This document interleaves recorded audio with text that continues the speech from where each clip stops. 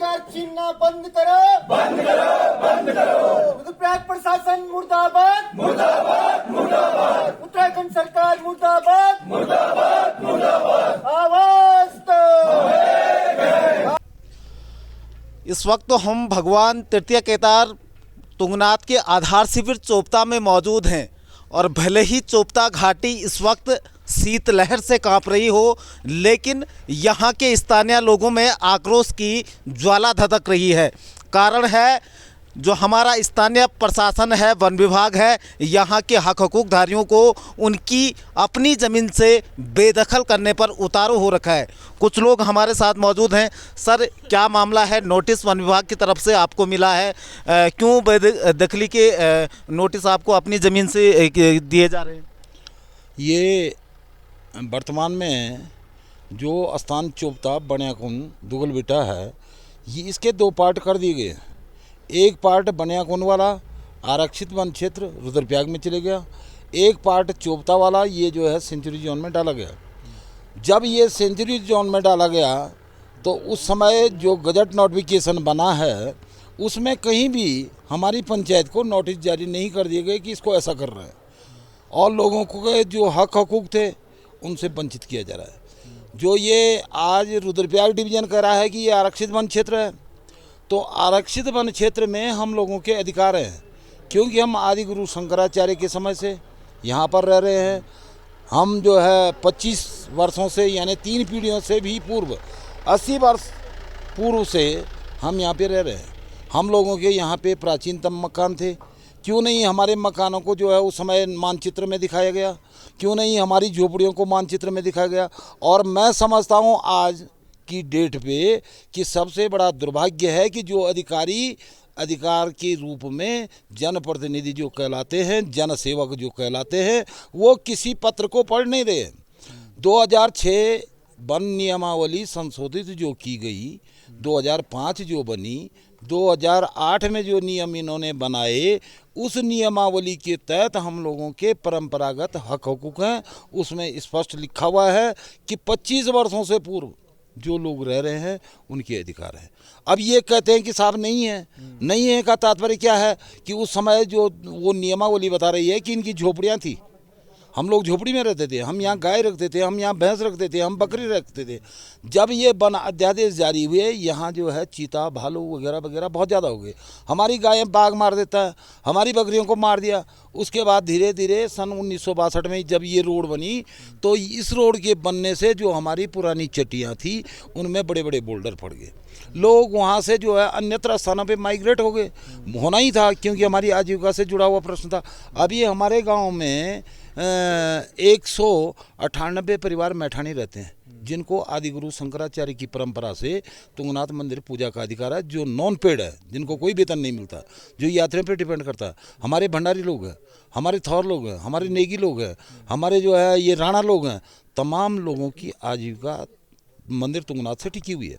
वर्तमान में नोटिस जारी होते हैं कि साहब आपने क्यों हटा दिए। इनसे सूचना अधिकार में मांगते हैं, ये पूरा स्पष्ट जवाब नहीं देते हैं। ये कहते हैं जी ये हमारा आरक्षित वन क्षेत्र है। आरक्षित वन क्षेत्र नियमावली है, तो जो इनकी 2005 की नियमावली, ये अपनी नियमावली को नहीं मान रहे। सबसे बड़ी बात ये है कि सरकार ने जो नियमावली बनाई वो इन अधिकारियों ने पढ़ी ही नहीं है। उस नियमावली के अंतर्गत चाहे वो डीएफओ रुद्रप्रयाग हो या दूसरे डीएफओ साहब हो, उस नियमावली में स्पष्ट है कि उसके अध्यक्ष जो है हमारे श्रीमान जिलाधिकारी महोदय होंगे और उपाध्यक्ष उसमें डीएफओ होगा। यदि अगर ये नियमावली को पढ़ते तो संभवतः ये इस प्रकार की नोटिस जारी करने के अधिकारी नहीं है। फिर ये जो वन पंचायत मक्कू बनी हुई है, ये सबसे पुरानी वन पंचायत है, और ये वन पंचायत 26/4/1957 को गठित हुई। ये 26/4/1957 से इस पूरी वन पंचायत की देखरेख, चाहे वो आरक्षित वन क्षेत्र 1 कर रहे हैं चाहे 2 कर रहे हैं, इस पे जो है पूरा नियंत्रण वन पंचायत मक्कू का था। ये 2018 में जैसे कोई छत्ते पे पत्थर मारता है, भौरे के छत्ते पर वो काटने को दौड़ता है, उस प्रकार से ये छत्ते से निकल के बाहर आ रहे हैं कि साहब हमारा क्षेत्र है। अरे भाई आपका क्षेत्र है, यदि अगर इन्होंने कहीं पे आज तक एक वृक्ष लगाया है इस वन पंचायत के अंतर्गत, एक तार बाड़ की है, तो ये मुझे बता दें, उस स्पॉट को मैं फांसी पे चढ़ने के लिए तैयार हूँ और मैं इस बात को स्वीकार करूँगा। अंगीकृत करूँगा कि हाँ फॉरेस्ट डिपार्टमेंट ने ये किया। सन 1957 से बनी हुई वन पंचायत, सारे रिजर्व फॉरेस्टों में आग लगी, आप लोग भी देखने वाले हैं, पूरा हिंदुस्तान देखने वाला है। उत्तराखंड के जंगल जब धधकते हैं तो हमारी सरकार जो है हेलीकॉप्टरों से पानी भेज करके और वहाँ जो है आग बुझाने का काम करती है। 1957 से लेकर के आज तक मक्कू वन पंचायत में बिना इनके, ये जितने भी अधिकारी आज उबल रहे हैं, बिना इनके आज तक आग नहीं लगी।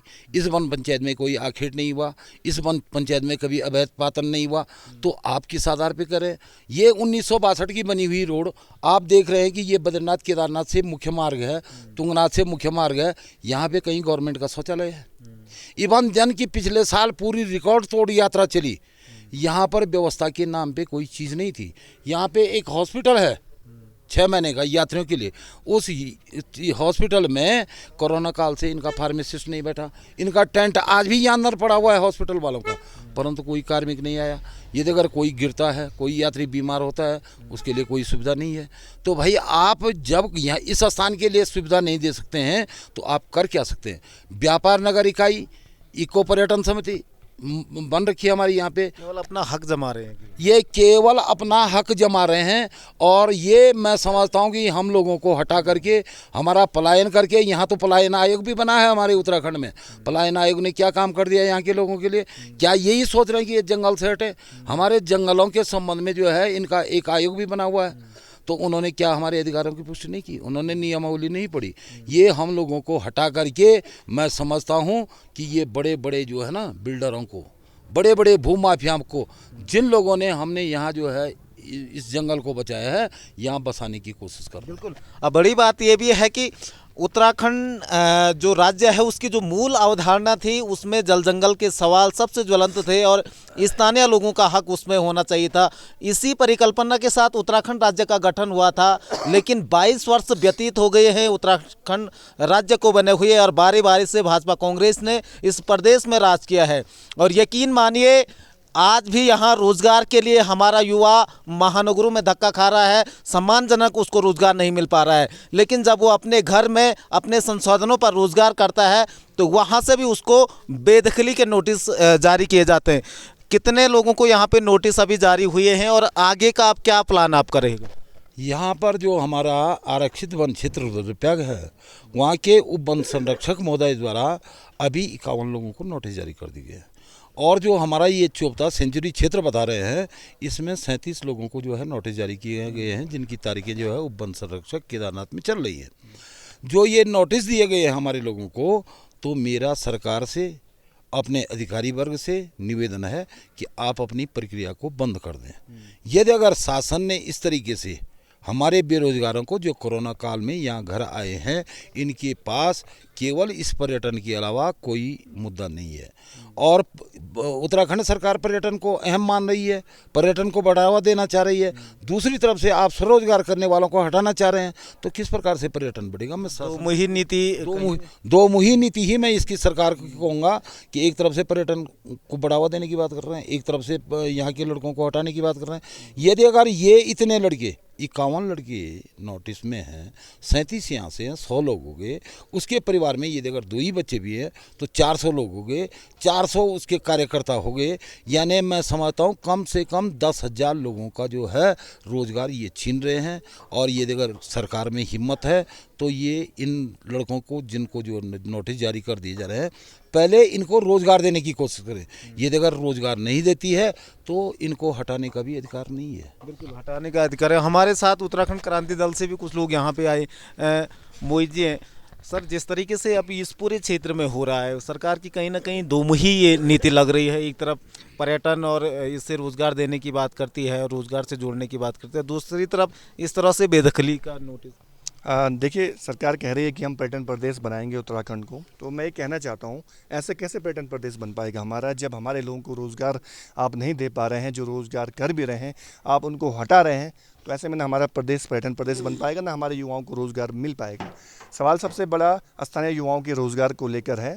स्थानीय युवाओं का जो रोज़गार पर्यटन से चल रहा है, चोपता क्षेत्र आप देख लीजिए जहाँ पर हम अभी मौजूद हैं, यहाँ पे करीब करीब 1000 से अधिक ऐसे युवा हमारे हैं जिनको रोज़गार टूरिज्म से मिलता है। जो यहाँ पर जो ज़मीन है वहाँ पर वो टेंट लगा के अन्य तरह के व्यवसाय करके अपना रोज़गार चला रहे हैं। लेकिन आज आप देखिए कि सरकार उनको नोटिस भिजवा रही है, उनको हटाने का यहाँ पर पूरा षड्यंत्र रचा जा रहा है। और इसलिए हटाया जा रहा है ताकि इनकी जगह पर किसी पूंजीपति को, किसी उद्योगपति को यहाँ लाया जाए, उसको ज़मीन दी जाए और उसको रोज़गार यहाँ पर मिले, वो पैसे बनाए और यहाँ के लोगों को वहाँ नौकर बनाए। सरकार की मंशा तो ये है, हमने आज तक देखा भी यही है। केदारनाथ में हेलीकॉप्टर उड़ता है तो वहाँ पर पर्यावरण को नुकसान इतना होता है, लेकिन सरकार को वो दिखाई नहीं देता है कि पर्यावरण को कितना नुकसान हेलीकॉप्टर से हो रहा है। लेकिन यहाँ के लोग जो रोज़गार कर रहे हैं, अपने परिवार को चला रहे हैं, उनको आप बेदखल कर रहे हो। तो उत्तराखंड क्रांति दल इसको बिल्कुल भी बर्दाश्त नहीं करेगा। वन विभाग के अधिकारी भी कान खुलकर सुन ले, जिला प्रशासन कान खुल के सुन ले, शासन प्रशासन सब कान खुल के सुन ले। अगर आपने एक भी युवा को प्रभावित किया तो बहुत बड़ा आंदोलन हम इस प्रदेश में करेंगे, पूरे प्रदेश में हम आंदोलन करेंगे। और जहाँ जहाँ अधिकारी लोग हमारे लोगों को उत्पीड़न हमारा करेंगे तो हम उनको छोड़ेंगे नहीं, चाहे वो कोई भी अधिकारी हो, चाहे कितना बड़ा अधिकारी हो, हम किसी को छोड़ेंगे नहीं। उत्तराखंड क्रांति दल ने ये तय कर दिया है, हमारे लोगों के हकों पर अगर डागा पड़ता है तो हम इसे बर्दाश्त बिल्कुल भी नहीं करेंगे। और हमारे लोगों को जो नोटिस आपने भिजवाया, हम कहना चाहते हैं कि आप नोटिस को वापस करिए और जो रोज़गार पूर्ववत चल रहा है उसको आप संचालित होने दीजिए। और कहीं पर हमारे लोग पर्यावरण को नुकसान पहुंचाते हैं, कहीं प्रदूषण करते हैं, तो आप उनको नियमावली के तहत उनके खिलाफ कार्रवाई कीजिए, हम आपको नहीं रोकेंगे। लेकिन आप उनका रोज़गार प्रभावित बिल्कुल मत कीजिए, ये हम कहना चाहते हैं। और उत्तराखंड क्रांति दल साफ कहना चाहता है, जो हमारे जल हैं, जंगल है, ज़मीन है, ये हमारे लोगों की वजह से ही ये सुरक्षित हैं। आज आप देखिए जो चोपता क्षेत्र है, हमारे पूर्वजों ने बहुत मेहनत की इन जंगलों को बचाने के लिए, इनको सुरक्षित करने के लिए। आज आप इस तरह से हमें बेदखल नहीं कर सकते हैं। वन विभाग का इन जंगलों को बचाने में कोई भी योगदान नहीं है, न उत्तराखंड सरकार का इन जंगलों को बचाने में योगदान है, न केंद्र सरकार का योगदान है। हमारे लोगों की, पूर्वजों की मेहनत की वजह से ये जंगल सुरक्षित है। अगर हमारे लोग यहाँ नहीं होते तो ये जंगल सुरक्षित नहीं होते। तो ये जंगल हमारे हैं, ये पानी हमारा है, ये ज़मीन हमारी है। तो आप नहीं होते हमें बेदखल करने वाले ज़मीन से, हम अपना रोज़गार इसी ज़मीन पर करेंगे। अगर आपको हमें यहाँ से हटाने का प्रयास करेंगे तो इसकी कीमत आपको चुकानी पड़ेगी, हम साफ कह देना चाहते हैं। बिल्कुल कीमत चुकानी पड़ेगी। बुद्धिबल ममगाई जी हमारे साथ। सर, वनांतरा रिजॉर्ट जैसे बड़े बड़े रिजॉर्टों पर कोई कार्रवाई नहीं होती है, लेकिन जब यहाँ पर स्थानीय लोगों की बात करती है तो यहाँ पे दादागिरी देखी जाती है। देखिए, ये एक बड़ा षड्यंत्र है। जो पहाड़ के लोग होते हैं ये निश्चित रूप से सीधे साधे होते हैं और इनको इस तरह से डरा धमकाकर ये स्थानों से इनको बेदखल किया जा रहा है। और सरकार की नीति है कि यहाँ पर बड़े पूंजीपतियों को लाया जाए, जिससे कि यहाँ के लोग उनके यहाँ नौकरी करें और वो करोड़ों रुपया कमाकर इस प्रदेश से बाहर ले जाएं। एक तरफ सरकार पलायन रोकने की बात करती है, एक तरफ सरकार कहती है कि हम स्थानीय लोगों को रोज़गार देंगे। तो क्या आप इस तरह से रोज़गार देंगे या इस तरह से पलायन रुकेगा? इस समय हमारे सैकड़ों लोग अपने संसाधनों से यहाँ पर रोज़गार कर रहे हैं, वो भी अस्थायी रूप से। किसी ने टेंट लगा रखे हैं, किसी ने जो है अपने हट्स बना रखे हैं। ऐसा भी नहीं है कि रेत बजरी के पहाड़ बन गए हों, ये बिल्कुल प्रकृति के अनुकूल अपना कार्य कर रहे हैं। और शासन प्रशासन इनको हटाने का जो षड्यंत्र रच रहा है, ये उत्तराखंड क्रांति दल कतई बर्दाश्त नहीं करेगा, क्योंकि उत्तराखंड क्रांति दल ही यहाँ के जल जंगल ज़मीन के जो मुद्दे हैं इनको निरंतर उठाता आ रहा है। और ये राज्य हमने इसलिए नहीं मांगा था कि हमारे लोग इस राज्य से बाहर जाएं, ये राज्य हमने इसलिए मांगा था कि हमारे लोगों को यहाँ रोज़गार मिले। एक लड़ाई हमने इस राज्य को बनाने के लिए लड़ी थी। अब लगता है कि जिस तरह से सरकार यहाँ के लोगों को बेदखल कर रही है, एक लड़ाई इस राज्य को बचाने के लिए लड़नी पड़ेगी। आप देखिए, तमाम जगह बड़े बड़े रिसोर्ट बने हुए, वहाँ कहीं अतिक्रमण और ध्वस्तीकरण की कार्रवाई नहीं हो रही। आप मैगी पॉइंट, ऋषिकेश और देहरादून और मसूरी के बीच में आपने इतनी ध्वस्तीकरण की कार्रवाई करी है, आपने मसूरी में क्यों नहीं करी? मसूरी में क्या अतिक्रमण नहीं हो रखा है? लेकिन ये सिर्फ छोटे और जो स्थानीय व्यापारी हैं, इनको हटाने का षड्यंत्र राज्य सरकारें रच रही हैं और यहाँ पर बड़े पूंजीपतियों को आने का मौका दिया जा रहा है, जो उत्तराखंड क्रांति दल कतई बर्दाश्त नहीं करेगा। और हम स्पष्ट शब्दों में जिला प्रशासन और वन विभाग को आगाह कर देना चाहते हैं कि आप यहाँ पर न छेड़ें, वरना ये चिंगारी बहुत बड़ा रूप लेगी और इसकी जिम्मेदारी भी आपकी होगी। अगर यहाँ कोई घटना होती है, यहाँ कोई इस तरह से आंदोलन अपना उग्र रूप लेता है, तो ये आपकी भी जिम्मेदारी होगी, क्योंकि इस आंदोलन को उकसाने का काम आप कर रहे हैं। और यहाँ पर जो है किसी भी व्यापारी का उत्पीड़न नहीं करने दिया जाएगा। इसके लिए उत्तराखंड क्रांति दल बड़ी शिद्दत के साथ अपने लोगों के साथ खड़ा है और इस लड़ाई को अंजाम तक ले जाएगा। बिल्कुल, लड़ाई को अंजाम तक ले जाएंगे। यहाँ पे स्थानीय लोग हैं। सर, जिस तरीके से लगातार स्थानीय व्यापारियों के साथ कार्रवाई की जा रही है, क्या कहेंगे? देखिए सर, तुंगनाथ क्षेत्र जो है हमारा जन्मसिद्ध अधिकार है। हमारे पूर्वज लगभग 300 सालों से हमारे पूर्वज इस जंगल को बचाने में उनकी प्राथमिकता ही नहीं रही है। उन्होंने ही इस जंगल को बचाया हुआ है। रही स्वरोजगार की बात, अगर स्वरोजगार हम अपने गांव में नहीं करेंगे तो कहाँ पे करेंगे? और आज गांव की प्रत्येक जगह की, हिंदुस्तान की जनसंख्या बढ़ रही है, प्रत्येक परिवार बड़ा हो रहा है, उसको रोजी रोटी की आवश्यकता ज़्यादा हो रही है। तो वो अपनी रोजी रोटी के लिए यदि अपने गांव में पर्याप्त उसको साधन अपने पैसों से, अपने लगाए गई पूंजी से वो अपने गांव में यदि स्वरोजगार कर रहा है, तो प्रशासन के पेट में काई का दर्द है इसके लिए। जो भूमि हमारे पूर्वजों ने इतने अच्छी तरीके से रखी हुई है, आज ये जंगल इतना बड़ा है, ये जंगल इतना बड़ा बना हुआ तो हमारे पूर्वजों के कारण बना हुआ है। फॉरेस्ट ने कौन से यहाँ कितने पेड़ लगा दिए? यहाँ पे इतने पेड़ खराब हो रहे हैं। कभी फॉरेस्ट ने ये नियम निकाला कि यहाँ पे नए पेड़ों को लगाया जाएगा? आप देखिए कितना जंगल खराब हो रहा है क्योंकि पेड़ पुराने हो रहे हैं। तो कोई ऐसा नियम तो फॉरेस्ट ने कभी ऐसा किसी किया है? भाई साहब, हमारे भाई साहब गए हैं, कभी फॉरेस्ट ने यहाँ पे लगाए पेड़ों के लिए क्या है कोई व्यवस्था? तो इसलिए ये स्वरोजगार हमारा अधिकार है। ये हम अधिकार के तहत यहाँ पे स्वरोजगार कर रहे हैं और हमें अतिक्रमणकारी बोलना छोड़ दें।